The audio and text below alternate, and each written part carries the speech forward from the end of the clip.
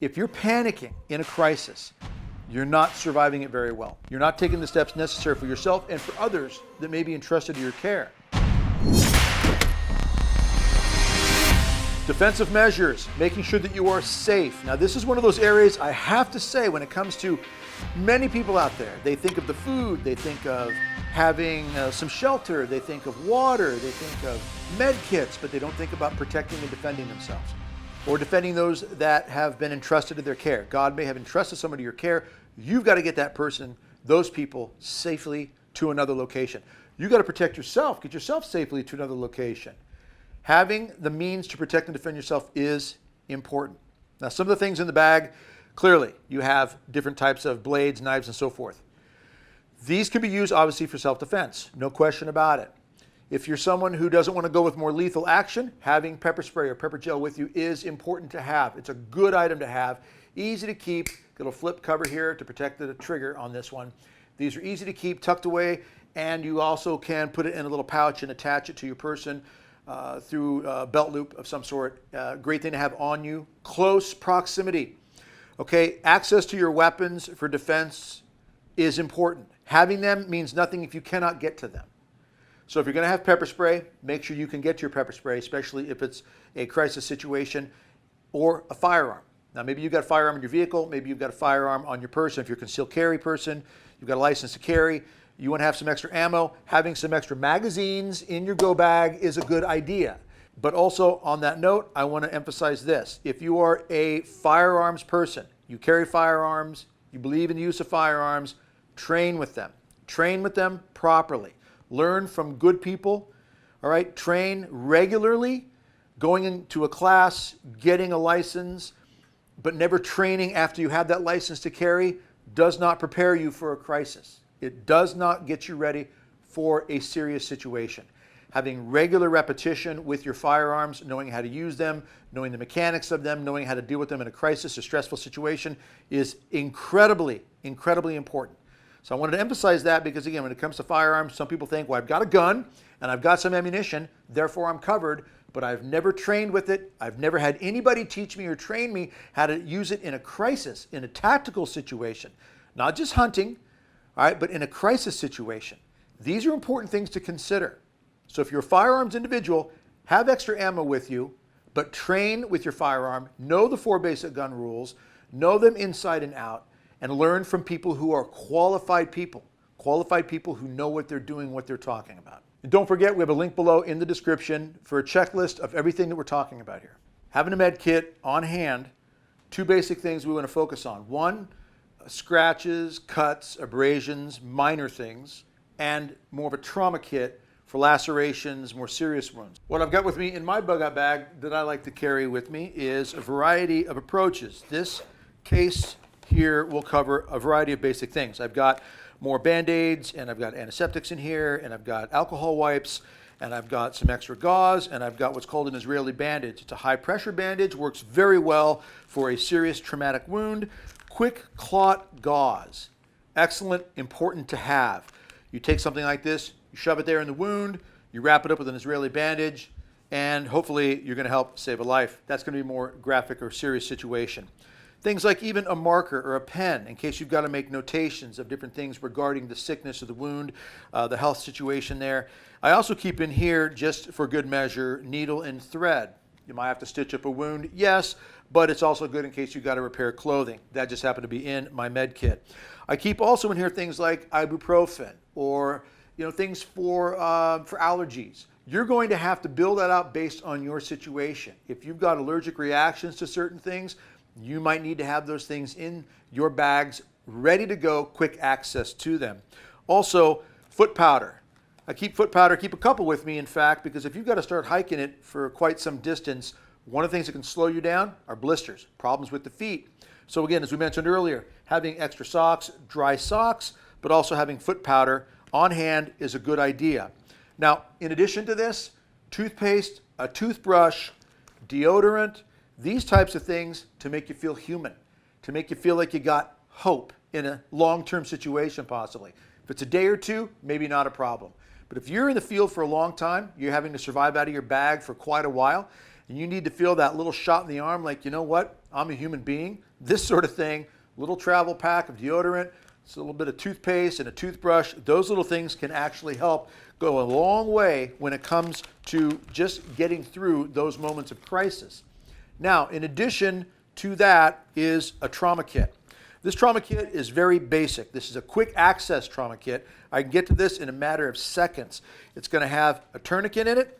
It's going to have the Israeli bandage, and it's going to have more of the quick clot gauze. Redundancy rule, once again, when it comes to things like medical. Quick clot gauze, Israeli bandage, tourniquet, these are life-saving instruments. Having them, redundancy rule, 2 is 1, 1 is none. I like 3 or 4. And having them quick access, very important.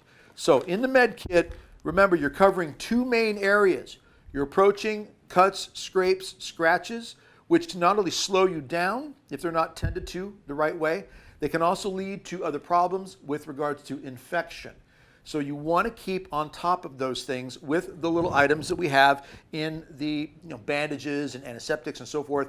Okay, triple antibiotic cream, these types of things to deal with the cuts, scrapes, and abrasions quickly. But also the trauma kit, because if you've got a serious traumatic situation, a deep laceration, a gunshot wound, something of that nature, you want to be able to address that immediately. And again, that's why you want the emergency trauma kit. Now, if you have other health conditions, such as diabetic, or you've got high blood pressure problems, whatever it may be, you need to make sure that you are addressing that you've got those medications, you've got extra medication, you've got them in your bug-out bag, or you've got quick access to them so that if you have to leave your car or leave your home in a quick, immediate emergency situation, you have those medications, you have those covered so that you don't find yourself in a whole nother world of crisis. Now, again, I want to emphasize that the items that we have in the bag are going to be tailored a little bit to your particular needs. Certain ones you're going to want to have, obviously. Rain cover, med kit, water filter, ways to start fire, and so forth. Gloves, we're going to want a survival hatchet, knives, so forth. These things are important. They're all very, very helpful in any crisis situation. But again, you will tailor these things based upon your geographical location, your needs. You will assess that. I also want to say this. You don't know if or when you will ever need any of these things. But I want to compare it to a smoke detector. Having the discipline to change your battery in your smoke detector on a regular basis and make sure that that thing is working is important. It's so important because you may never have a fire, and we hope and pray you never do. But if you have a fire in your house, one time in your life, that smoke detector may save lives. Same concept behind having a good emergency bag, bug-out bag, go bag. Because in a crisis situation, food, water, medical, you never know, these items might save lives. So not only is it good to have them in case you need them, it's good just for the sake of discipline. The discipline to get ourselves in a good habit, to live a certain way with a mindset that says, I want to be prepared. I want to be better prepared to protect and take care of myself because God gave me this life. And number 2, I want to be able to help those that God has entrusted in my care. You may use your bag for someone you see on the street. You may come upon a car accident where someone is in serious trouble. And until 911 is called and EMTs can get there, emergency medical response can get there, you might be the one that throws a tourniquet on them. You might be the one that actually plugs a hole or wraps a bandage around them or at least gives them comfort, maybe a drink of water. The idea, though, is not just thinking of ourselves, but thinking of others. Being prepared to help others. That's the Christian way to do this. If there's a crisis, a civil unrest, I don't want to just run to the hills. I want to be able to help others. Maybe along the way, but I want to be able to help others. So these items are not only good items to have to help others, it's a good way to live in order to develop a sense of discipline. Having a bag that you care for, you go through the bag, you make sure that bag is taken care of, and you have all the right items that you need at that given time of your life. Now, that being said, there are items that we didn't address on the table here that I want to get into. And again, you will change these things up based on your particular needs. But there are a few things here I want to talk about that are more miscellaneous items that can be very helpful in different situations. For example, right here, binoculars. Obviously, they just give you a better view, long distance view, if you're in a situation where you need to be able to see long distance. Baby wipes, having baby wipes with you. Now this I recommend even above carrying something like toilet paper. People will do that, but toilet paper is very fragile. Very fragile, it gets wet, it can be ruined, it can be done, just completely gone. Baby wipes can be used not only as a replacement of toilet paper, they can also be used for even wiping out a wound, a cut, so forth. Get the ones that are fragrance free, no chemicals, no perfumes added to it. Just basically, it's like a small soapy cloth. It's just good to have for a variety of reasons. Also, a power pack. This is a solar power pack. Now, the predominant way to charge this is through a wall outlet. It holds a really good amount of power. You can get different versions out there. And in our course, our Battle Ready Emergency Preparedness course, we go into more detail on these things, and there are links to all these items and more in that course and through our website, battlereadystrong.com. But this power pack gives you a variety of ways to charge up a variety of things. You can do it, you can charge it up with just laying your phone on the base here. You can plug in 3 different outlets back here to plug in. It does charge through solar, but that is more of a way to keep it topped off. The main way to charge something like this is through a wall outlet. Compass. Having a compass with you, old-fashioned, just the ability to be able to see where you're going and know your directions. A lot of people don't even know how to use them anymore. Not a bad idea to train yourself up on how to use a compass and be familiar with that. Paper. Now this is waterproof paper. Okay, you may need to make notes on your situation. You may need to leave a note for someone else depending upon your situation. Having waterproof paper is good. Marker, pen, pencil, also good to have with you. You might need to know where you're going. Now, I keep this in my vehicle. All right, you can get smaller versions. It is an old-fashioned paper atlas. Now, sadly, there are many people, younger generations, who don't know how to read a map. They're all living entirely off of their GPS in their phone. If this goes down and you don't have access to GPS, you're going to have to look at something like an old-fashioned paper map. Now I keep this in my vehicle. This I can tuck in my backpack. I can roll it up and hang on to it. I got smaller versions as well. You can get a map of just your state, your location, but you need to know where you're going. And having access to an old-fashioned map is a great idea. So I encourage that. Also, another miscellaneous piece I like is having something like a little butane camping style stove. This just screws onto the top here, flip the switch, light this baby up, and I've got a little stove, a little compact stove. That's a little larger, doesn't really take up much weight, but it is larger. But if you keep something like this in your bag, this adds to, as we mentioned earlier, the different means to start a fire. Whether you've got to boil water, cook food, you just need a little bit of heat, this is a great way to provide for those situations. Although, again, a little bulkier, but that's all right. Very small little device here. You can get them in a camping section. Again, we've got links through our emergency preparedness course, which will help you and direct you to these things. More complete, detailed information on all of this is found in our BREP, Battle Ready Emergency Preparedness course. You can check that out online, battlereadystrong.com. The link's here in the video. In addition to that, knife sharpener. This also has with it a little awl, so you can actually poke holes, drag, scrape, whatever you got to do with something like this. Being able to sharpen your knives is an important thing. These are not that expensive and they're good to have around. Also, you might not be thinking about this, but if you've got to conceal yourself depending upon your situation, having something like face paint, camouflage face paint. This might seem extreme for some, but I guarantee you, in some crisis situations, you study history and realize how many places in the world societies have collapsed and people have had to go hide, they've had to go conceal themselves for some length of time in some different situation.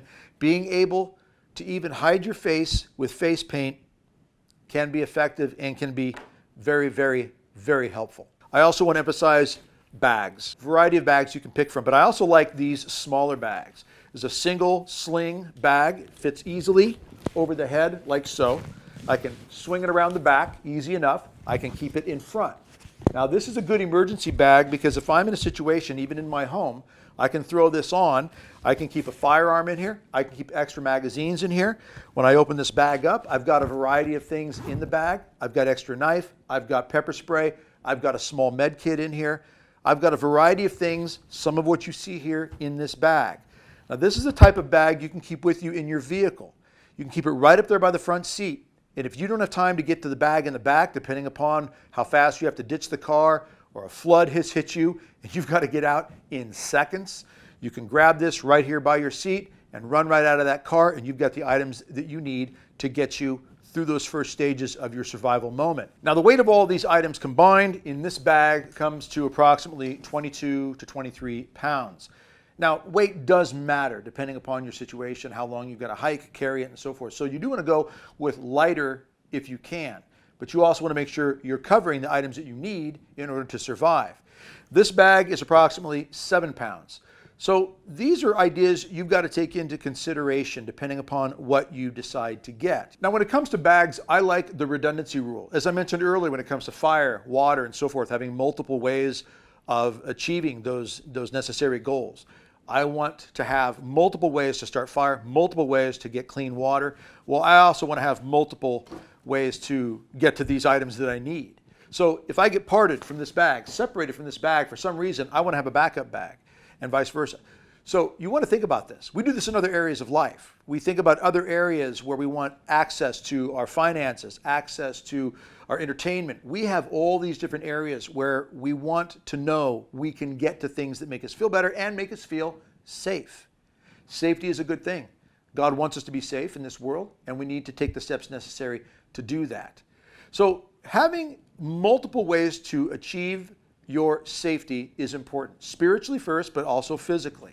And don't forget, in the description below, we've got a link to get a checklist of everything that we're talking about here. Now, one thing I want to mention, when it comes to these types of situations we're talking about, crisis and any kind of conflict that we find ourselves in, we need to learn how to cope with it.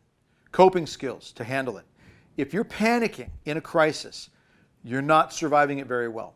You're not taking the steps necessary for yourself and for others that may be entrusted to your care, right, to help them survive it.